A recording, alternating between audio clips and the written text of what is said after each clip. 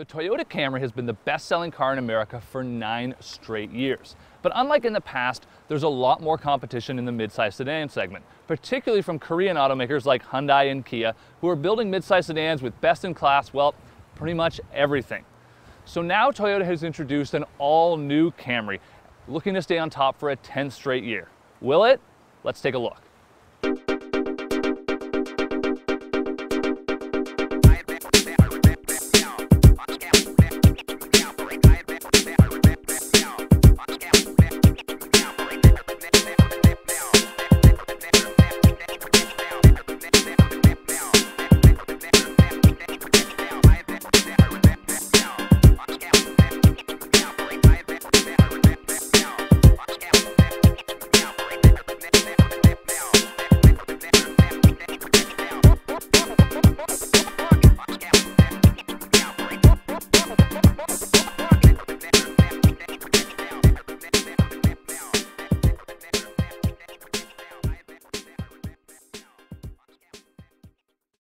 For starters, the Camry has a sort of all-new design. There are some important changes though, and it is sort of more in keeping with the times, if not as dramatic as some of the competition. Some of the important changes on the front grille include a nice sort of badge that runs across and really sort of joins up with the headlights, and it makes the car a little bit wider, gives it a little bit more road presence. There's some different unique cues as well, although it does look a bit bland from a side profile. What you're looking at here is the SE model with a noticeable absence of chrome on the front. Instead, you've got this nice black mesh grille. It sort of comes to a point in the front of the bumper too, which is a unique design. And there's a lot of other small traits too. We've got side skirts, a little rear spoiler, plus some actually really nicely designed 18-inch wheels. Now, adding some performance to this model are stiffer springs and shocks, stiffer roll bar, and it even has sort of a stiffer power steering system inside that really gives you a more connected feel to the road. And it even has paddle shifters that rev match on the downshift. An important performance advantage, which also helps out with fuel economy, is the fact that Toyota has cut 150 pounds out of this car. And that's to start. Some models get a lot more than that, with the hybrid model actually weighing 220 pounds less than it used to. The SE model that we're in right now is actually the nicest driving of the bunch. It's sort of billed as the sporty model, and while that is true and does outhandle the rest of the vehicles in the lineup, it's also a sort of near luxury sedan, and there's a lot of reasons for that. Along with a nicer interior, there's also this very relaxed V6 engine that's nice. The wider tires just sort of make it sit nicer on the road, and the stiffer steering make it just a more solid feel when you're out cruising on the highway.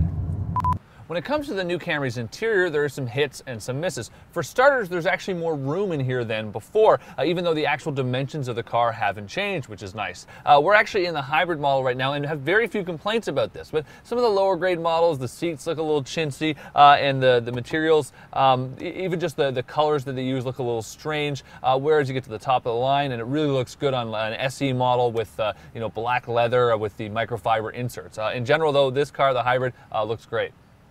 Some new features included for 2012 include a push-button ignition and keyless access for the V6 models, as well as all the hybrids. And there are these great new controls on the steering wheel. They're really handy for accessing the display audio system, which is available on certain models. And there's also an N-Tune system beyond that, which is a new sort of app system that we first saw on the Prius V.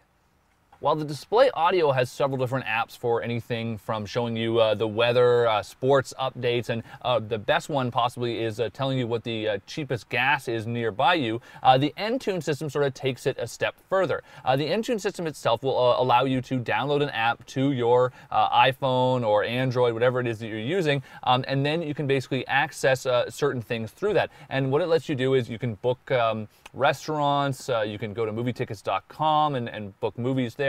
And there's a lot of other great small features built in. They even have the Bing search engine, and you can listen to live streaming radio stations online. And of course, because this is a family sedan and a Toyota, we have to talk about safety. There's a lot of great safety features in this car. There's the things you'd expect, traction control, stability control, stuff like that. Toyota's now also added 10 standard airbags, which is great. It has the brake override system now.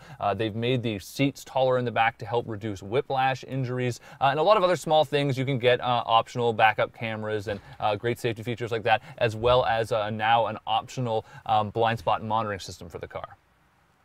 Until now, we haven't really talked about the powertrains for the new Camry, and that's because, at first at least, it seems like there's not a lot new going on under the hood.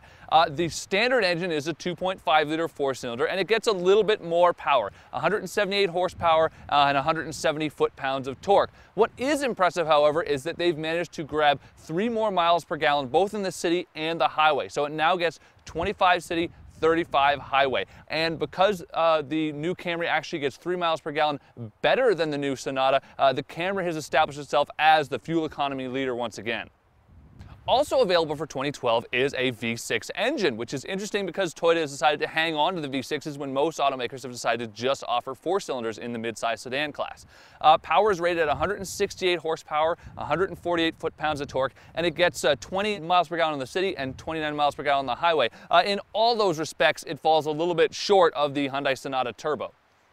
Then there's the brand new Camry Hybrid. Over the past couple years, the previous generation model has been surpassed by the Ford Fusion Hybrid, by the Hyundai Sonata Hybrid. This, however, puts Toyota back on top. It makes 43 miles per gallon in the city, 39 on the highway, and gets a combined 41 miles per gallon. What's so impressive, it's a huge leap forward from the previous car, including 12 mile per gallon improvement in the city. On top of all that, it makes 200 horsepower and is actually pretty quick.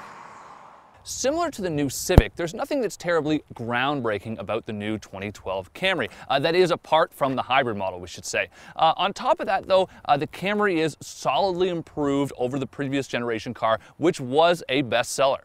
If the Camry is to hold on to its sales title for a 10th year, it may have less to do with the merits of the car itself and more to do with pricing and the new hybrid model. Now let me explain. In terms of pricing, the sort of near entry-level LE model is going to go up just a little bit. Toyota said that, but they haven't released exact numbers. As for the SE and XLE models, which are the higher up levels, they're going to decrease significantly, we've been told, which is impressive. So they're basically going to try and reduce the division between the different models and hopefully sell a lot more higher end ones to people. On top of that, there's the hybrid model, which really makes the most significant advancements. And Toyota is very bullish on this. They've said that they're expecting to double sales of that car from about 28,000 to 50,000. So they're really looking forward to that being sort of the future of the Camry in a certain sense. So beyond the SE model that we really enjoy driving today, we'd say that the hybrid model is definitely the one to get.